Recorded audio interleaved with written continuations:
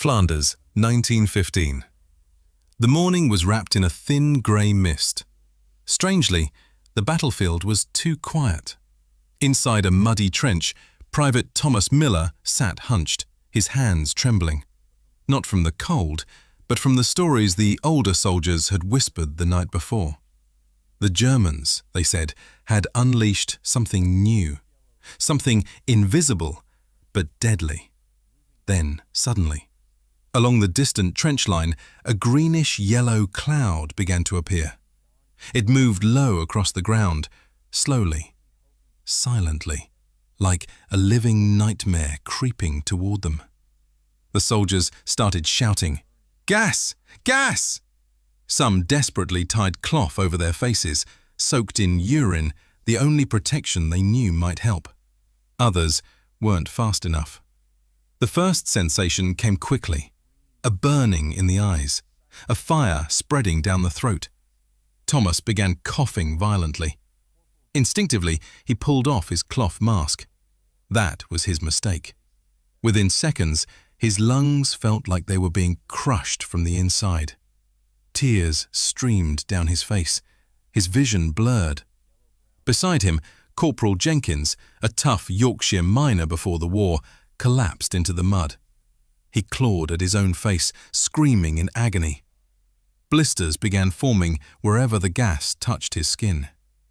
The weapon was mustard gas, named for its yellow-brown color and its faint mustard-like smell. It rarely killed instantly, and that was what made it so horrifying. The gas clung to uniforms, soaked into the mud, and seeped through clothing. Hours later, soldiers' skin would begin to blister as if burned by fire. Some survived the first wave, but days later, they died slowly, blind, drowning inside their own ruined lungs. Medical tents overflowed with victims, eyes swollen shut, lips turning blue, bodies covered in raw, open wounds. The nurses could do little more than wash the burns and whisper quiet reassurances. Doctors quickly realized the terrifying truth. There was no antidote, no real cure. Only time and luck decided who survived. But the horror didn't stay in the trenches. The wind had no loyalty. Sometimes it shifted, blowing the poison back toward the very soldiers who had released it. Horses died. Birds fell from the sky. Grass and flowers withered, and fields turned into lifeless wastelands. Chemical weapons were meant to break the stalemate of war.